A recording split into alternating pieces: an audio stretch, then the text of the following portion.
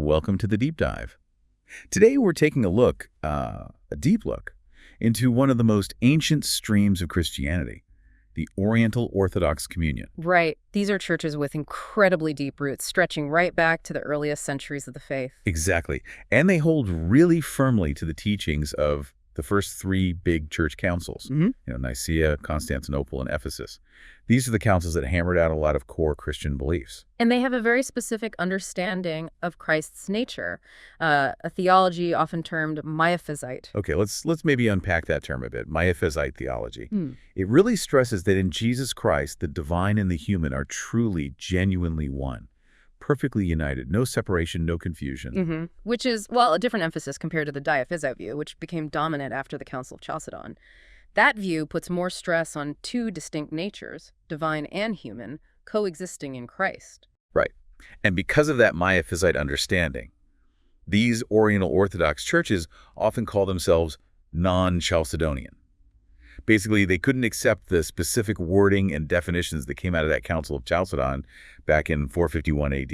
And what's fascinating from the get-go is that this isn't one single church structure, like, say, the Catholic Church with the Pope. Yeah. It's more like a family. A family of, what, 6 self-governing churches? 6, yes. Autocephalous churches. You've got the Coptic Orthodox Church based in Alexandria, Egypt. Right. Then the Syriac Orthodox Church of Antioch. Okay. The Ethiopian Orthodox Church, the Eritrean Orthodox Church, both in the Horn of Africa. Right. The Malankar Orthodox Syrian Church, which is in India. Yeah. And, of course, the Armenian Apostolic Church. And even though each runs its own affairs, they all recognize each other, like, fully. Fully. They're in what's called full communion. Think of it like branches of a big family. They manage their own households, but they absolutely recognize each other, support each other, share the most fundamental things. So like sacraments and priests. Exactly. Full communion means they share the sacraments, baptism, Eucharist, everything, and they recognize the validity of each other's priests, bishops, the whole clergy. It's a deep spiritual and theological bond. Okay, so that brings us to the focus of our deep dive today. Yeah. We saw this recent meeting, May 2025, right? That's the one. And it brought together the leaders, the patriarchs of the Coptic, Syriac, and Armenian churches. But what kind of caught our eye, and maybe yours too, is who wasn't there. The Ethiopian and Eritrean churches seem to be absent. Right. And that immediately raises questions, doesn't it? It does. But look, before anyone jumps to conclusions about, some new split or schism. Yeah, that's probably not what's happening here. Right. Our mission today is really to get under the surface, understand the dynamics and the unity, yes, but also the different ways they operate within this Oriental Orthodox world. We want to look at this specific meeting, why this group met, and the whole historical backdrop. And that history is crucial, including, as we'll see, the role of a really key figure, Emperor Haile Selassie I of Ethiopia. Definitely. So why this particular grouping, and what does the absence of the others really tell us in this specific instance? Well, the first thing to stress, and it's really important, is that the absence of the Ethiopian and Eritrean leaders from this meeting doesn't signal some kind of new break in the communion. Okay. Our research shows pretty clearly this was actually labeled the 15th meeting of the heads of the 3 Oriental Orthodox churches in the Middle East. And these meetings have been happening since 1996. Okay. So it's an established thing, this Middle East grouping. It's not a one-off. Exactly. It's a continuation of a specific regional pattern of cooperation, not some sudden communion-wide crisis. That makes sense. And to really get that context, we do need to rewind a bit. Go back to the roots, the historical foundations that shaped who these churches are. The big split, the foundational one, as you mentioned, was after Chalcedon in 451 AD. That council was the flashpoint where that core difference in understanding Christ's nature, Miaphysite versus Diophysite, really solidified into separate paths. The Oriental Orthodox patriarchs just couldn't sign on to Chalcedon's definitions. And it wasn't purely theological arguments in a vacuum, was it? The history after that is pretty turbulent. Oh, absolutely not. I mean, the centuries that followed saw these churches become quite isolated, historically speaking. A lot of that was down to huge geopolitical shifts. Like what, specifically? Well, think about the constant wars between the Byzantine Empire and the Sasanian Empire in Persia. That created divisions. And then, critically, the rise of Islam and the Muslim conquests across the Middle East and North Africa. Right. That must have fundamentally changed their situation. Profoundly. It led to further separation from other Christian centers, and especially for the Copts in Egypt and the Syriacs in Syria and Mesopotamia, long periods of living as minority communities, sometimes facing really intense persecution. Imagine centuries of that kind of pressure and relative isolation. It's hard to fathom. But what's kind of amazing, despite all that history, that separation, that hardship, modern dialogues have actually found common ground, haven't they? They have, remarkably so. Modern theological discussions, especially in the last century, have often concluded that many of the old disagreements were, perhaps, more about language. Terminology. Exactly. Terminology, different philosophical backgrounds, cultural ways of expressing the same core faith, rather than fundamental, irreconcilable differences in what they actually believed about Christ. So beneath the surface disagreements, there's this shared foundation. A very strong shared foundation. That core Miaphysite understanding of Christ really is the theological heart that unites them. It shapes their doctrines, how they worship, their liturgies, and their whole spiritual approach. And yet you have this, I guess, paradox. They have full communion, they recognize each other completely. Ecumenally, yeah. But historically, they were practically isolated for centuries, and they don't have one single leader, like a pope figure, overseeing all of them. Precisely. It's that idea of related but independent households again. They share the deepest bonds but manage their own affairs. Each church is autocephalous, self-governing. Which makes that 1965 conference in Addis Ababa seem even more significant. Hugely significant, because it was the first time in over 1,500 years, think about that, 15 centuries, that the heads of all the existing Oriental Orthodox churches actually gathered together in one place. Wow. So that really broke the ice, so to speak, ended that practical isolation. It was a watershed moment. It underlined that full communion for them is primarily about that deep theological and sacramental unity, not about having a single administrative structure or a universal patriarch. They affirm their shared identity while respecting each church's independence. Autocephaly is key. Absolutely. Hierarchically independent, each one. And they're not just focused inwards, are they? They engage with other Christian groups, too. Oh, yes, very much so. They're actively involved in ecumenical dialogues with other major traditions, the Eastern Orthodox, the Roman Catholic Church, the Anglican Communion. It shows they're committed to seeking understanding and connection within the wider Christian world.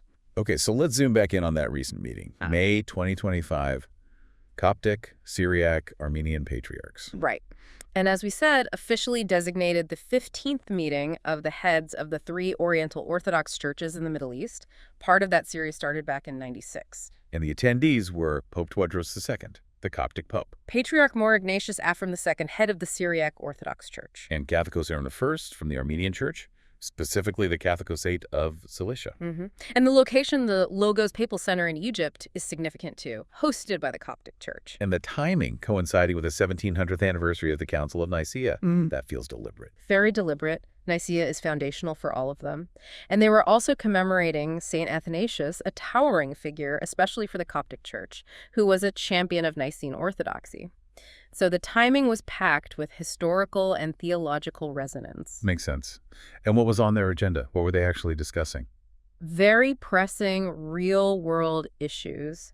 A major focus was the situation of Christians in the Middle East, the challenges they face, things like emigration draining communities, the need for peace and justice across the region. Did they mention specific conflicts? They did. They explicitly condemned the violence happening in Gaza and made a strong call for negotiations to find a resolution to the Palestinian-Israeli conflict. So very current, very geopolitical concerns. Alongside reaffirming their unity of faith, presumably. Oh, absolutely. They reaffirmed their shared commitment to the Holy Scriptures, the apostolic faith, those first 3 ecumenical councils we mentioned, and the teachings of the Church Fathers. That theological bedrock is always present.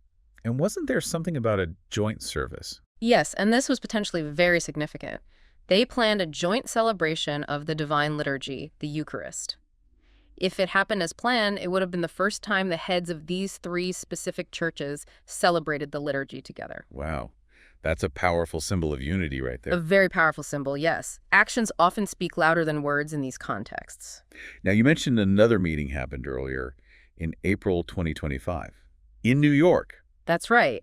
And it's important to distinguish the two. That April meeting was between the Standing Conference of Oriental Orthodox Churches Skutaish, which represents the churches in North America, and the Assembly of Canonical Orthodox Bishops of the USA, which represents the Eastern Orthodox. Okay, so a different kind of dialogue. A different dialogue, yes. And crucially, an Ethiopian Orthodox Archbishop was present at that New York meeting. Ah, so that really reinforces the idea that the May meeting in Egypt was specifically about that Middle East regional grouping. Exactly. It wasn't a case of Ethiopia being excluded from all ecumenical activity just from this particular regionally focused gathering. Which makes sense. Yeah. That Middle East group, starting in '96, you said it was about common concerns and issues. Primarily, yes. And the biggest recurring concern has always been the Christian presence in the Middle East. You know, the pressures of emigration, regional instability, conflicts. These are things the Coptic, Syriac, and Armenian communities in the region experience very directly and share in common. And their shared history probably plays a big part, too, as minority communities. Definitely. That shared historical experience, often living as Christian minorities under various forms of Muslim rule, sometimes facing persecution, creates a strong bond and a clear motivation for this kind of regional cooperation. They understand each other's vulnerabilities in a very immediate way. So the Ethiopian and Eritrean churches, being geographically in the Horn of Africa, their immediate concerns might be different. Exactly. Their geographical location means their day-to-day geopolitical context, the specific pressures they face, are likely quite different from those faced by the churches headquartered in Egypt, Syria, or Lebanon. So their absence from this Middle East-focused meeting seems logical, primarily driven by geography and regional focus, not theology. Okay, let's turn then more specifically to the Ethiopian and Eritrean Orthodox Tewahedo churches. Why weren't they at this Middle East meeting? Well, as we've kind of established, the number one reason is almost certainly the meeting's explicit regional focus. It was about the Middle East. Right. Geographically, they're not Middle Eastern. Correct. But there are other factors, secondary reasons perhaps, that are also quite significant and relate to major internal challenges both churches have been facing. And often these challenges involve state interference in church affairs. Okay, let's start with the Ethiopian Orthodox Tewahedo Church, the EOTC. It's huge, right? The largest in the communion. By population, yes, by far. And its history is incredibly deeply woven into the fabric of the Ethiopian state itself, although that relationship weakened considerably after the 1974 revolution that overthrew the emperor. And they've had recent troubles, internal problems. Serious ones. Particularly in early 2023, the church faced major internal turmoil and what its leadership saw as direct government interference. So? The government apparently recognized and even gave state security support to a breakaway group of bishops primarily in the Oromia region. Wow. How did the main church react? The Central Holy Synod of the EOTC condemned it in the strongest terms. They saw it as an attack on the church's unity, basically a politically motivated move using renegade bishops backed by the government. It caused widespread protests and resistance from clergy and laity. So a real crisis of church-state relations and internal unity. A very serious one, yes.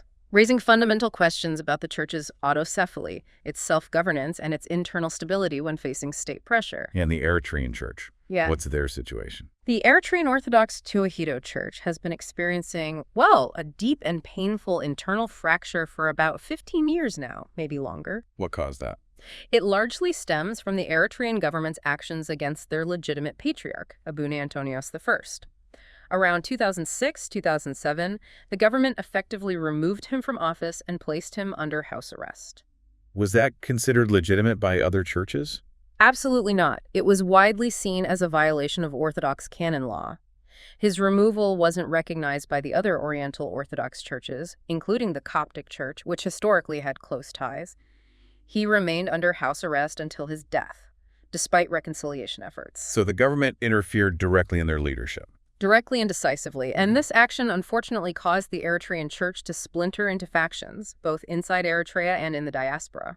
There were those who supported the government-backed leadership and those who remained loyal to Patriarch Antonios. Have other Orthodox churches tried to help? Yes. SCOOCH, the Standing Conference in North America, was quite involved in trying to mediate and facilitate reconciliation. They consistently condemned the removal of Abune Antonios. But the core issue, the lack of a universally recognized, canonically free patriarch, has persisted. And that must affect their ability to participate internationally. Undoubtedly. If you don't have a clear, undisputed, canonically legitimate leader who is free to act, it makes participation in high-level international meetings very complicated, if not impossible. Who do you invite? Whose authority is recognized by all? These cases really do highlight how state-church relations can be absolutely critical. Critical and sometimes deeply damaging. When the state interferes directly like this, it can compromise a church's leadership, shatter its unity, and really cripple its ability to engage with the outside world, including sister churches. It also makes you think about that term autocephaly again, self-governing. But how real is that if the state can interfere so drastically? That's a very sharp point. It shows the potential fragility of autocephaly in practice. Remember, the Ethiopian Church itself was under the administrative authority of the Coptic Church for centuries, only gaining full autocephaly in 1959. These recent events in both Ethiopia and Eritrea show that independence, even when formally achieved, can still be challenged by political realities. But important reminder, despite all this internal difficulty, an Ethiopian archbishop did attend that other meeting in New York in April 2025. Yes, exactly.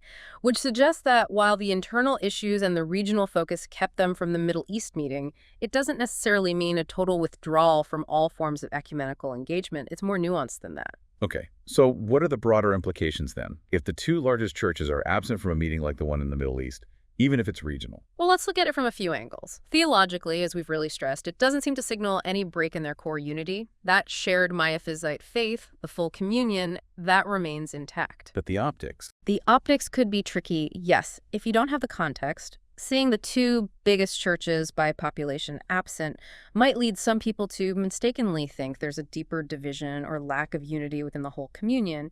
Context is everything here. And ecumenically, in their dialogues with other Christian traditions. There's a potential risk, perhaps, that it could complicate things if the Oriental Orthodox communion appears fragmented internally.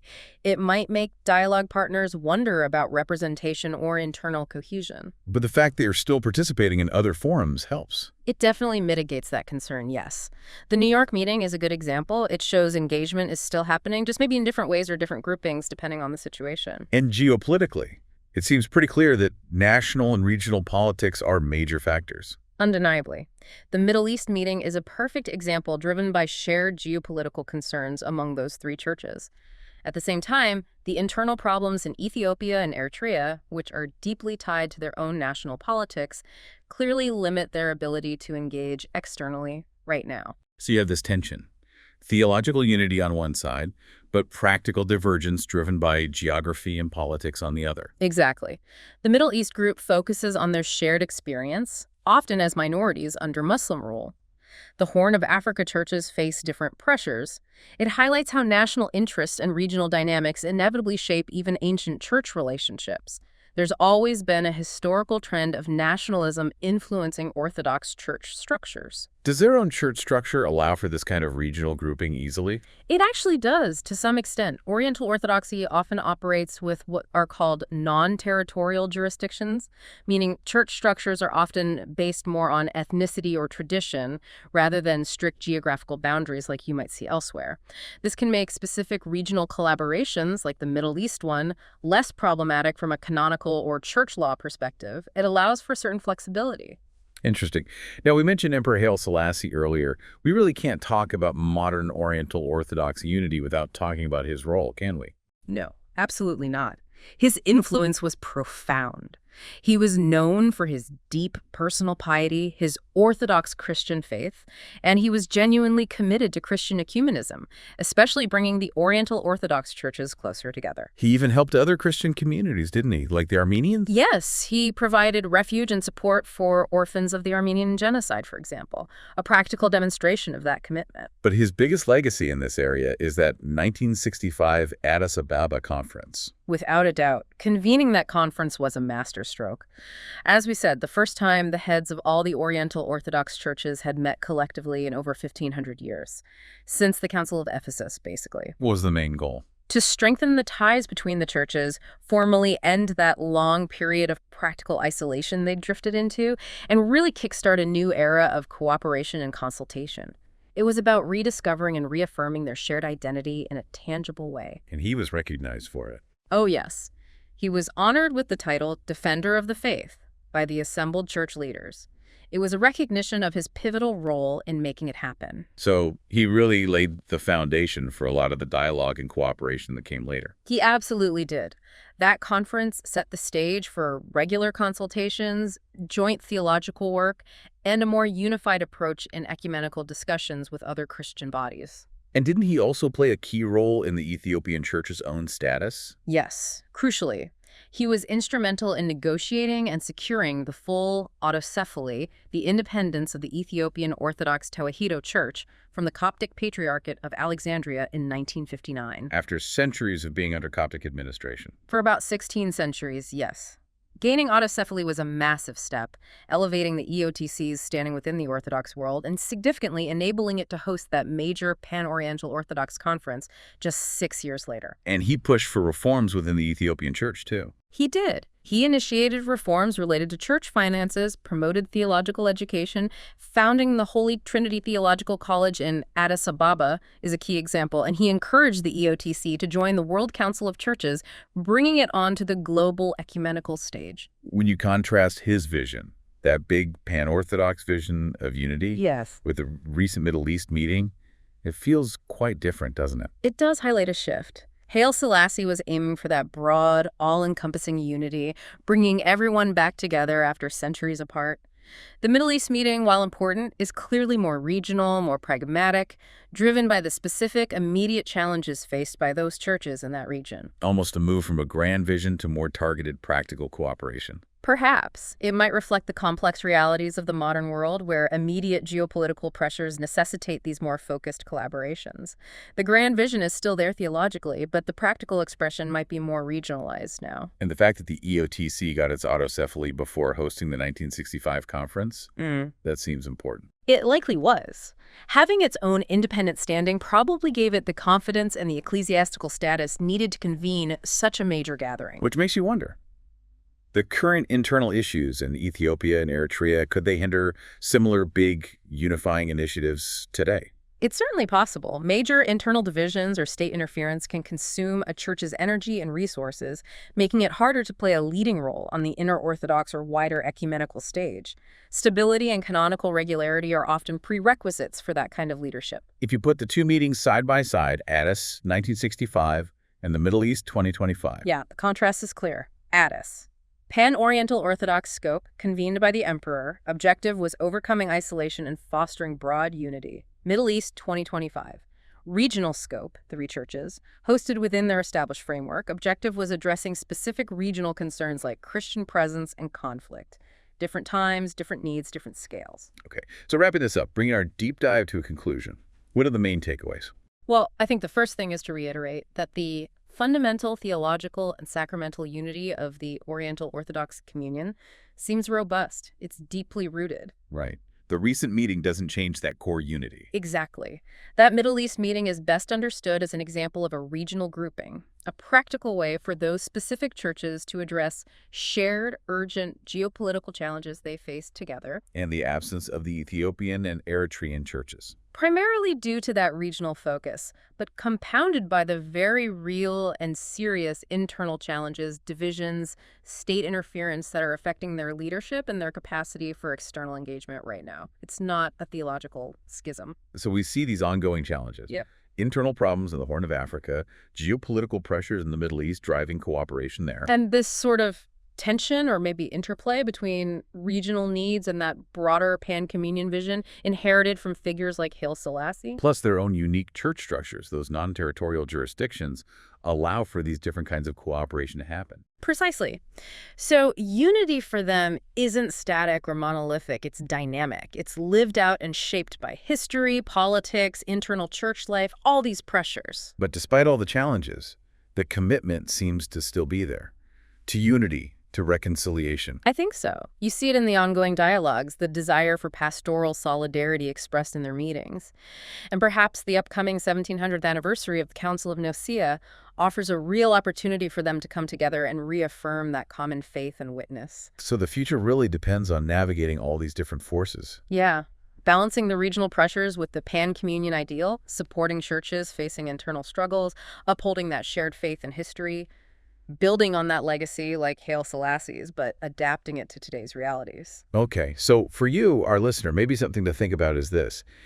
How do big historical events, the realities of politics on the ground, and even the internal workings of religious groups shape how they express their unity and how they interact with the world? Mm-hmm. What can this specific story, this deep dive into the Oriental Orthodox communion, tell us about the nature of unity itself, especially in any large, diverse organization facing complex challenges? It's definitely worth pondering. We'd encourage you, if you're interested, to explore more about the incredible history and theology of these ancient churches, and perhaps look into the fascinating legacy of Emperor Haile Selassie as well. There's a lot there. There really is. Thanks for joining us for this deep dive.